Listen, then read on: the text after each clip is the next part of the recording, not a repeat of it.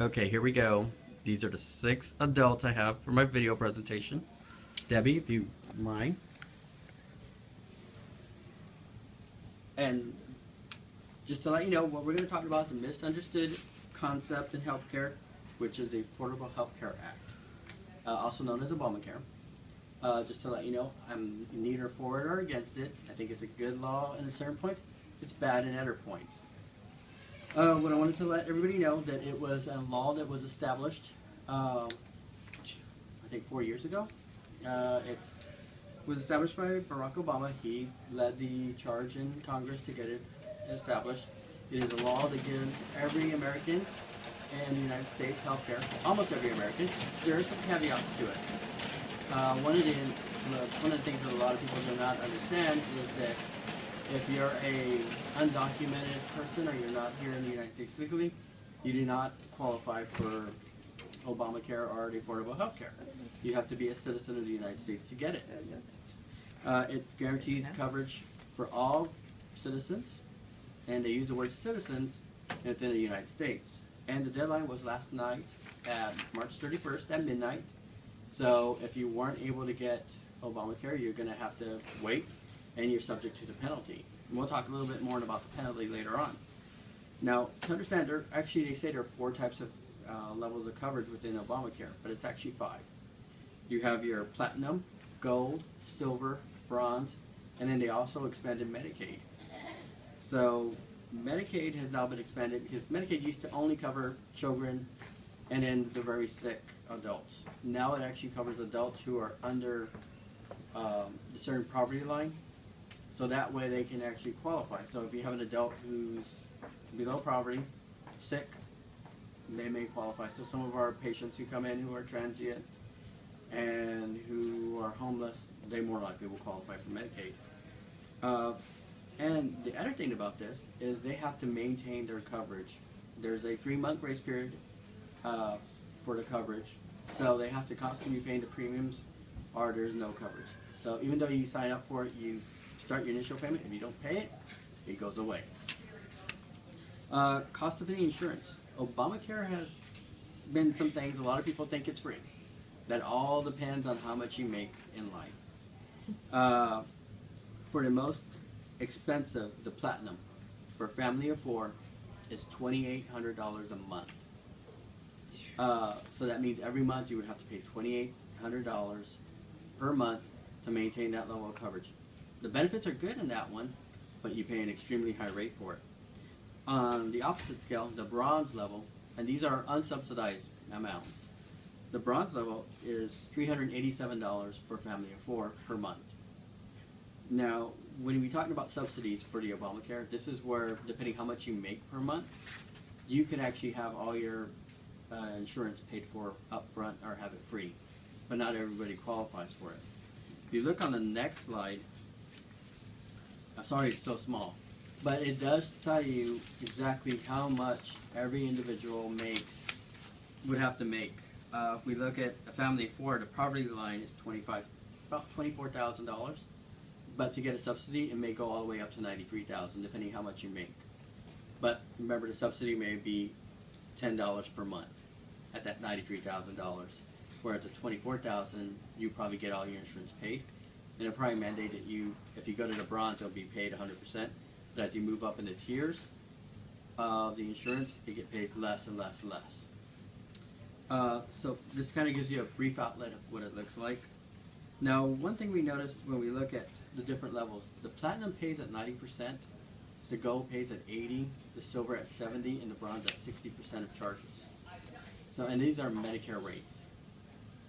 So if you look at it, the highest level consumer costs, when you go at the deductibles, you start, and this is what really the other part that everybody doesn't see or everybody doesn't talk about, and it's my opinion that everybody gets mistaken, is when you have somebody who thinks insurance, they think it's free like Medicaid. They're going to come in, but there are additional costs to it. The gold has a deductible of $1,500. The platinum has the $500 deductible to $250 deductible, depending on how much you want to pay. Now the bronze, which is the lowest level, has a $10,000 deductible. So that is really low. Really high for somebody. But we can also have somebody out of pocket be where it's really, it's not that bad considering what some insurances currently do. They have between $3,500 to $6,500 for the out-of-pocket. Now, one of the other things we want to look at is who's signing up for affordable health care, not our Obamacare. We see that people look, and the majority of the people who are going into this are the older individuals, the 35 and above. And these are the ones that they really didn't want too many to sign up. They wanted most of them because they increase the cost of health care. They're trying to get the 18-year-olds to 35-year-olds to more or less go ahead and take that to come in because that will lower everybody's else rate. And if we also look on that next on that slide, the subsidy rate, a lot of people are coming in with subsidies. 79% of people in the United States who signed up for health care so far have received a subsidy. And next, is it accepted everywhere? No, it's not. As we know, physicians, hospitals have all decided that they're not going to be part of Obamacare. They're going to opt out. As an example, our facility, Baylor Healthcare, has decided we're not going to opt into Obamacare, so we only accept one, which we already have a contract, and they're paying us our regular rates. So, I mean, it is going to be a little different. We're going to have to wait and see how it goes going forward. Are hospital physicians going to take it? Are they going to accept it? Are they going to be forced to? That's something. But right now, are you going to be able to keep your doctor? Maybe not. You may not be able to go where you want to go. So we'll have to see how that goes. And the main reason a lot of people, companies, physicians, and hospitals don't want to take it is the reimbursement rates. They're paying 70% of Medicare, which is very low. Medicare pays about 70% of the billed rates.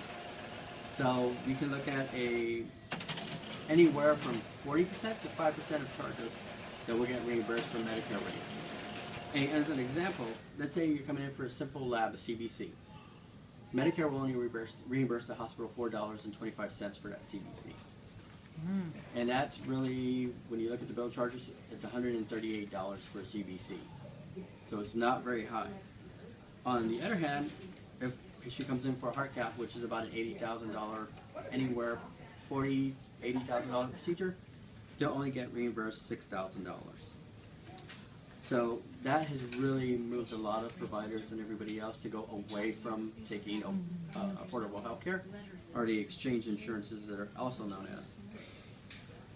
And what a lot of hospitals and different facilities are moving here to a Medicare break-even rate. So what we're looking at is trying to get our charges and our expenses to what we get reimbursed from Medicare.